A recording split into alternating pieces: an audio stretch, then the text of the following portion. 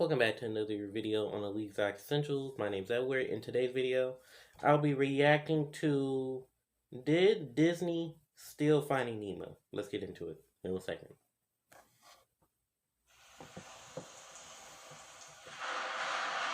What are you doing here, Matt Pat? Oh, hey Mickey, I'm just curling up with a warm cup of cocoa, reading this listicle about famous products that are actually rip-offs. These keep getting suggested to me ever since I made that food theory episode about how Oreos are actually Hydrox cookies. Hey, what's this one?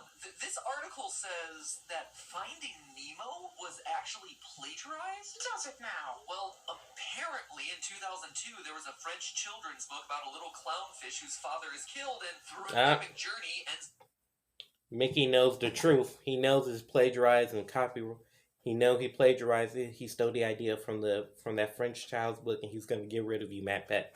Stop talking. Get out of there now.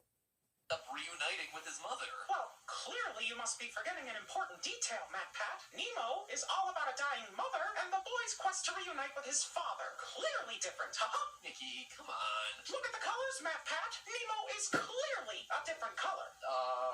They're both orange. Are they, Matt Pat? Are they? Nemo is obviously slightly more red than this shark tail reject. But apparently there's other stuff in here too. Are you actually going to believe the clickbait, Matt Pat? No, I'm going to do the research. I'm not going to sleep until I know the truth about this one, Mickey, no matter what it takes. Well, fair warning, Matt Pat. You might not like what you find at the end of that journey. Disney. Not Disney. Mickey's evil. Hello, Internet. Welcome to Film Theory, where if I was a fish, I'd be a bottom feeder. Speaking of bottom feeders, at least I'm not a lawyer. That segue was so seamless you didn't even see it. Wow, now that we're talking about lawyers, you know who gets sued a lot? Disney. In all seriousness, the whole House of Mouse has been a frequent target for lawsuits over the years for reasons that have less to do with their guilt or innocence and with the simple law of economics. They's where the money's at. People aim their lawsuits at Disney for the same reason that bank robbers go after banks. Things go well, could be an easy payday. Of course, most attempts to sue Disney are also foiled for the same reason that most bank robbery attempts don't pan out. They can afford better security. Let's just say that when you're a $300 billion company with lots of lawyers and governmental connections, you have a lot of ways that you can protect yourself. So it makes it really unclear when Disney is actually doing something wrong versus when a lawsuit is just another shameless cash grab. Case in point, in 2003, our dear friend Mickey was actually a target of a lawsuit by a French children's author who claimed that Disney plagiarized the idea for his book. An idea that would eventually lead to the production of Finding Nemo. You know, the first Pixar film to win an Academy Award, one of the American Film Institute's 10 best animated films of all time, the movie that is the best-selling DVD in history, at the time the single highest grossing G-rated movie with a total box office just shy of $900 million. You know, saying that movie was stolen is kind of a big deal. Also, as a quick side note here, I should mention that in 2003, Disney didn't own Pixar yet, but it was the distribution company for the movie, so they were involved in the lawsuit too. It's just a lot easier to point to the rodent-themed mascot that serves as the face of corporate global domination instead of, you know, a silent jumping desk lamp.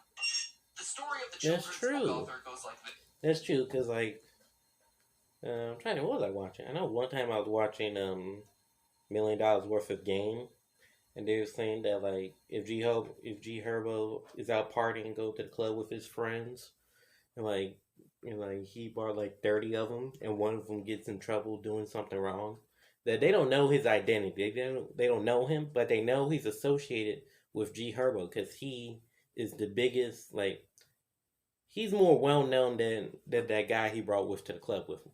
So they're not, of course, they're still gonna blame the guy, but they're obviously gonna blame G Herbo too, get him caught up because he's associated with him and he's more well known. So with Disney, with them being sued by that by the French children's author, he's not just suing Disney, but he's suing Pixar. I didn't know Pixar is owned by Disney. I thought that was their own separate company. But that's pretty cool.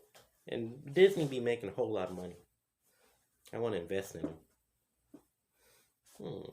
Yep, I want to invest in them. Okay, let's keep going. In 1995, Franck Calvez claims to have come up with an idea for an animated film about clownfish. A simple boy's father dies, a boy must go on an epic journey to reunite with his surviving mother story. As a guy in his mid-20s at the time, he was an aspiring filmmaker, and he claims that he pitched his idea to French production companies and animation studios, but no one bit. Get it? No one bit? Anyway, his idea lay untouched for half a decade until, in the year 2000, he finally decided to take his animated film concept and turn it into a children's book, Perrault le Poison Clown. Oh god, boys and clowns! Sorry, I misread that. It's Perrault le Poisson Clown. Perrault the clownfish. It's been a few years since I took French. For a minute there, I thought I had to be even more scared of clowns than I already am. Nope, the only thing I have to be scared of in this story are these lumpy clownfish illustrations that'll fuel my nightmares. Because no one believed in this story, Le Calvez self-published the book. Reportedly, They don't. They just look awkward. I don't know about creepy. They don't seem. They look odd, weird looking. I'll say. paid $71,000 to print 2,000 copies, and miraculously he managed to sell them all to bookstores, so it's unlikely that he actually turned a profit. At $70,000 for 2,000 books, he was probably spending about $35 for each one, and considering that retail bookstores tend to charge a margin of around 40%, the only way that he would have made any money back is if the bookstores were charging over $58 a copy, which I'm gonna go out on a limb here and say was not the case. No children's book is worth that, especially when the cover looks like this. In other words, he was probably eating a massive loss on each copy sold, but hey, who am I to dissuade a man from pursuing his dream of being a children's book author with observations about the harsh realities of the economics of book publishing? Anyway, in 2002, Le Calvez finally got his idea out into the world, both by self-publishing a children's book and by registering his screenplay with the French Society of Authors, apparently unwilling to give up with his movie-making aspirations. At last, he was able to tell the story of a young clownfish who, after tragically... I like the persistence, even though it didn't really work out. Well, it did work out, but he just kept losing money. I like the persistence.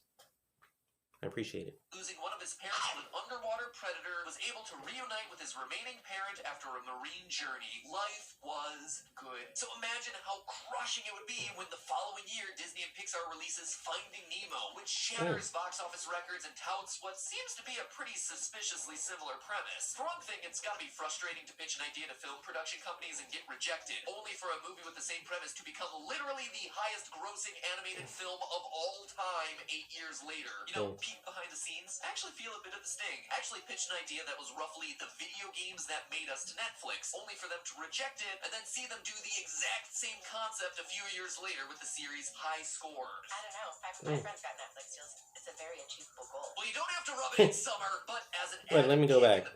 Wait, what do you do? Exact same years later. You know, peek behind the scenes, actually feel a bit of the sting. Actually pitched an idea that was roughly the video games that made us to Netflix, only for them to reject it and then see them do the exact same concept a few years later with the series High Score. I don't know. My friend's got Netflix deals. It's a very achievable goal. Well, you don't have to rub it in, Summer, but as an That's pretty cool, though. Badly CGI. That's pretty cool. Pitching an idea to Netflix, but they reject it. But then, that is kind of suspect that you pitch an idea to them, but then they didn't really go. They didn't listen to your idea, and they try to like execute it, but then they take your idea and do something else.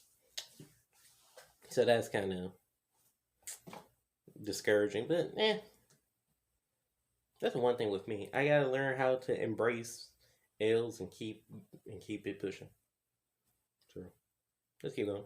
Gill's French bookstores started taking his book off the shelves because they thought that his 2002 children's book was ripping off the idea from the 2003 Disney film. In an interview with NBC News Today, Le Calvez explained, quote, "What's really upsetting is that quite a few bookstores won't sell my book because they think that I have plagiarized Nemo." How? This was the last straw. Le Calvez decided that if anyone was going to be throwing around accusations of plagiarism, it was going to be him, which led to the lawsuit in December 2003 where he claimed Disney was the one who copied his idea, demanding that Disney give him a share of profits from all Finding Nemo merchandise sold in France. Given that Finding Nemo sold over 40 million copies of the DVD during its first 3 years on store shelves, with tons more made in the sale of toys, coloring books, and other merch, that would put a lot of money at stake, even if it was just limited to France. So that sets up our multi-million-dollar question for the day. Did Disney Pixar actually steal the idea for Finding Nemo? Who is right in this David versus Goliath story?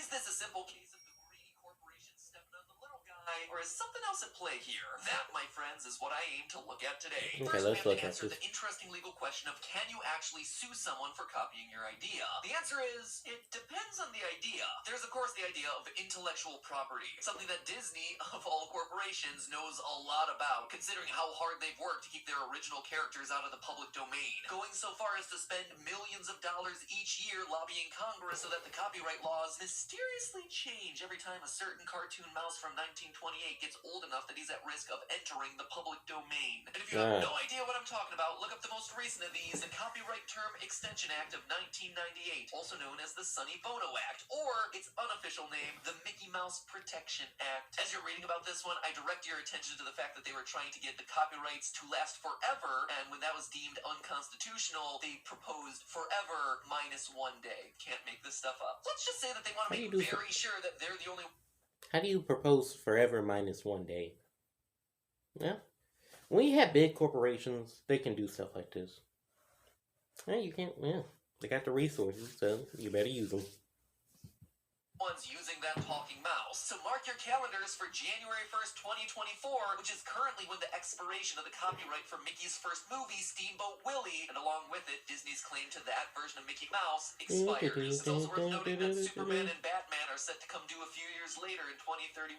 But here's the thing, just because they own a specific cartoon mouse doesn't mean that they own the idea of talking cartoon mice in general. Disney's copyright covers Mickey, sure, but that doesn't mean that they can go after Warner Brothers for Pinky and the Brain or Speedy Gonzales. They own a copyright on a specific character. On the other hand, if you were to create a walking, talking mouse with red shorts, large yellow shoes, white gloves, and large circular ears, then you might come across a problem. Unless you were using him for parody purposes, which falls under fair use, which is what I did in the opening gag, so please don't sue us, Disney. The point is that when talking about copyright, if LeCalvez wants to claim that Disney's Finding Nemo infringes on his, he needs to prove substantial similarity. This is the legal standard in the US. And while EU countries like France sometimes use slightly different language like striking similarity, the basic principles tend to boil down to the same 3 requirements. First, you need to own a valid copyright. Second, you need to show that the person you're suing actually copied your work. And third, you need to prove misappropriation, meaning that the thing that was copied was substantial, either by copying a lot of your idea or by copying the core or heart of the work. The first item on the checklist, that you have a valid copyright, kind of a no-duh. LeCalvez not only owns the copyright on his children's book, but he also took the step of registering the copyright for the screenplay version of his story. The last point, misappropriation, is something that would also likely fall in his favor. After all, the central story of Perrault le Poisson Clown is about a kid clownfish who needs to reunite with his one surviving parent after his other parent is killed by a marine predator. That isn't some random insignificant detail, it is the heart of both of these stories. So that is 2 major items checked, but the part that gets a little bit harder to prove is that second bullet point, that Disney outright copied his idea. Now, as you can imagine, it's pretty difficult to prove that someone just copied your work, which is why courts often rely on the striking similarity test. If you can show that the quote-unquote copied version is so similar to the original that there's no way it could have come about by sheer coincidence, then you've met the standard. So are the similarities between Finding Nemo and Perrault le Poisson Clown... Right, I wonder if you can apply what the striking, like the... I wonder if you can compare what's happening with Finding Nemo and the French, like, children's book. I wonder if you can apply that to games, too. Like, you know how, like, you have an app or a game?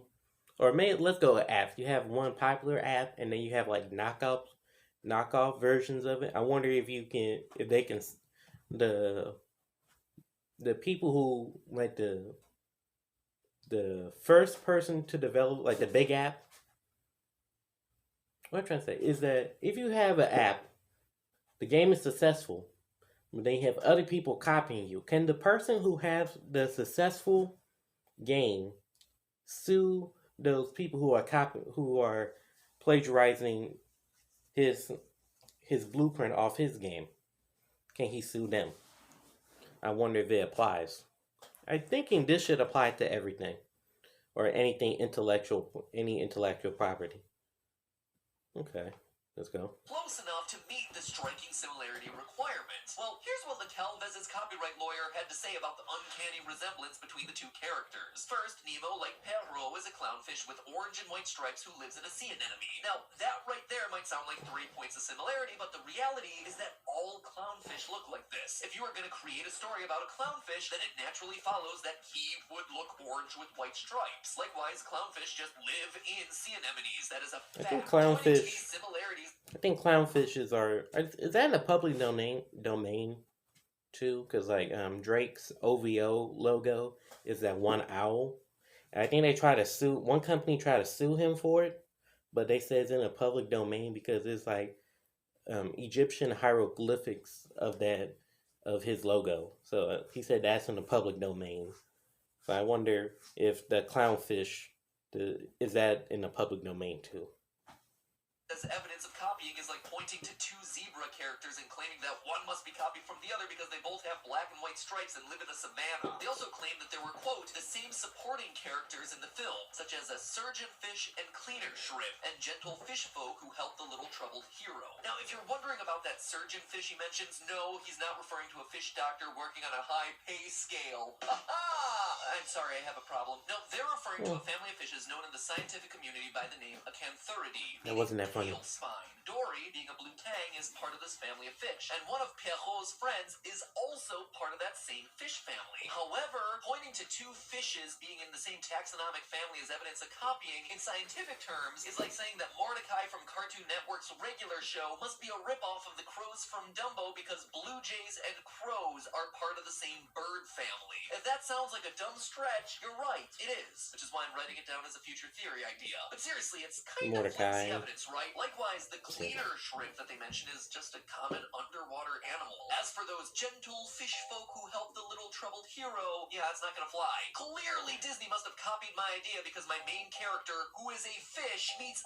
other fish characters who help him on his journey. Obviously, though, the strongest point of comparison is with the beginning of the story. A clownfish parent dies, leading to a perilous journey where a kid reunites with his parent. That's hard to argue against as a direct connection, right? Yeah, you'd be surprised. Consider this, Disney has a long history with killing off its animal parents, be it Bambi in 1942, The Fox and the Hound, Brother Bear, Lion King. They practically invented the trope. So that alone is going to be pretty hard to defend, but making matters worse is the premise of both of these stories. Well, sure, they look similar on paper, they don't match up when you dive deeper. In what's that say?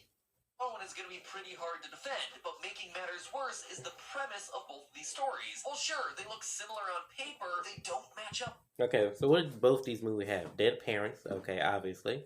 Both go on a journey to find their lost family members, okay. Both for clownfish, okay.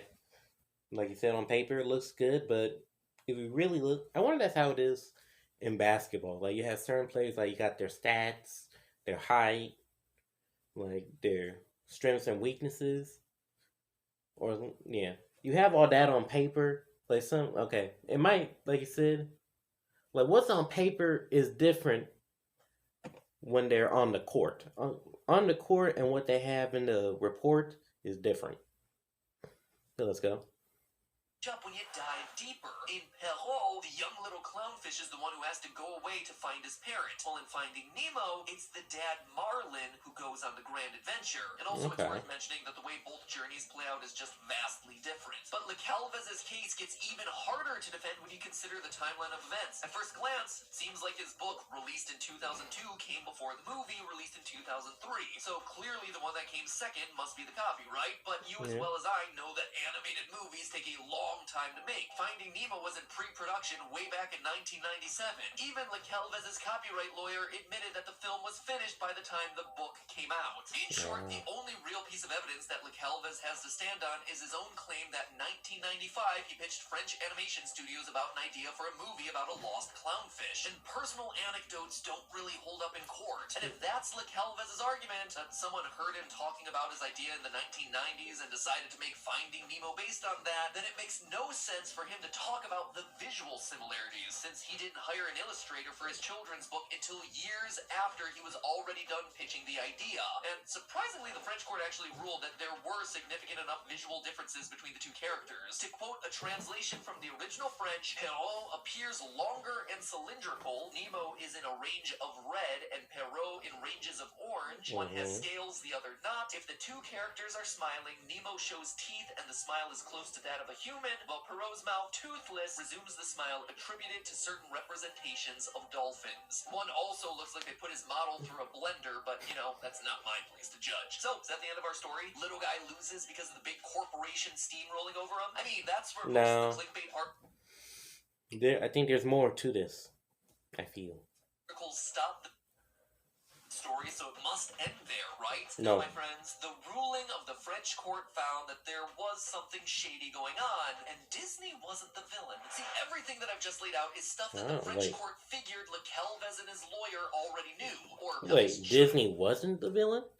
So is he lying to us? And he is right, because you do have... Because they was done filming the movie before he even put out his book. So yeah, because animation does take a long time. Yeah, animation does take a long time to make. I wonder that, that should be similar for songs too. I think someone was reviewing Frank Ocean, Sean C. He said, new songs, like these songs are new, like the songs, like he put out a single that said, these songs are new to us but old to him because they've been on his file. So, yeah. So let's say I make a video, but I make it private, and like I've been holding on, it's been in my phone for a long time, then I decided to put it out there. It's new to you because you're just a consumer. And with you being a consumer, you're just watching all my videos waiting for me to put one out. But this video is old to me because I already made this. I just now decided to put it out. It's new to you, but it's old to me. Let's keep going. No, the lawyer would have known that Disney would win the case. LeCalvez would have known that a movie couldn't have copied the look of his main character from a book published less than a year earlier. That's not me speculating. That is basically the legal conclusion of the French court, which ruled that LeCalvez knew about the existence of Finding Nemo when his own clownfish protagonist was brought to life by an illustrator. After all, Finding Nemo didn't hit theaters until 2003, sure, but previews of Finding Nemo were appearing on home video copies of Disney movies back in 2002. In fact, the French court's ruling went as far to say, quoting from the BBC, Nemo had existed before Perrault, and that LeCalvez knew of the Disney character when he created his. In short, this does wind up being a story about someone copying someone else's idea for a profit, but Disney wasn't the one doing the copying. LeCalvez tried to rip off Disney. He not only ended up losing his case, he was forced to pay a total of 61,000 euros, or about $100,000 in damages to reimburse Disney for the legal fees from his frivolous lawsuit. And here's the kicker, friends, to also pay for the cost of advertising the ruling, just to make sure that everyone knew that Disney was innocent in all of this. LeCalvez, I'll accept my paycheck now, please. Oh.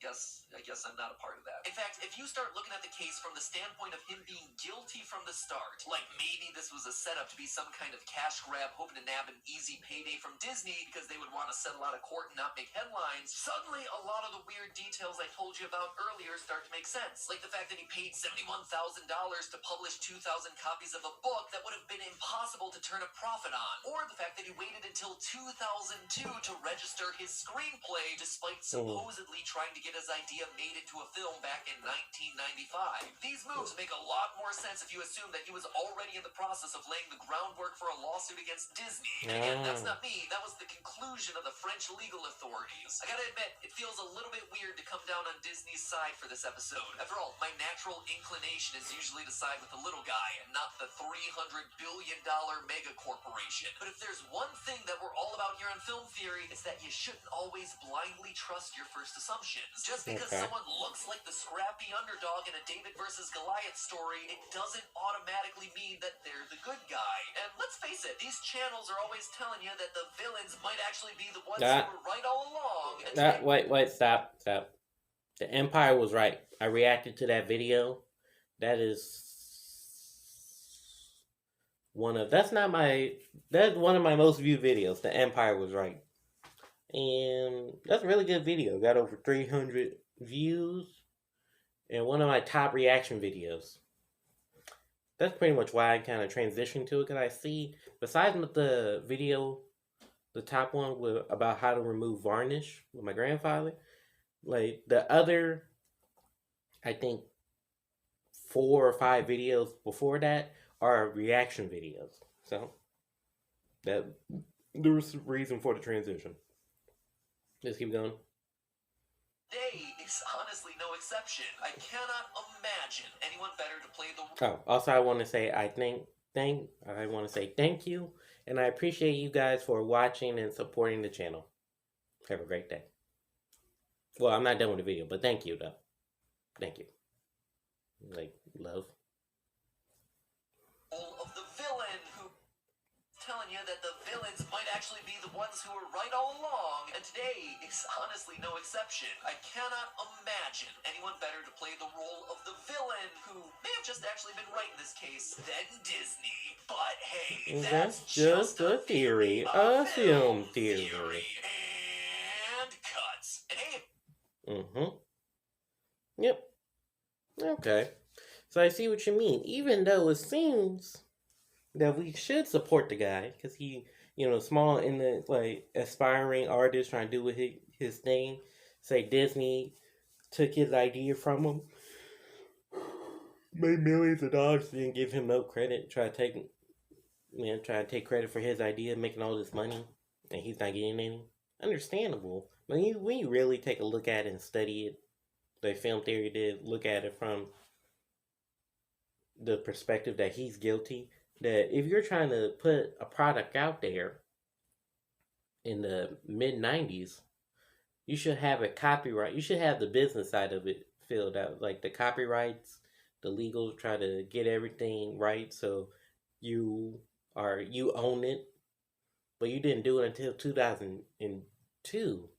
The movie was about to come out in 2003, and there's previews out in 2002. So I think he knew about it. He was just lying. So sad, but that's what happens. You try to get a quick check off Disney, but Disney still prevails, and that's why they're worth over $300 million.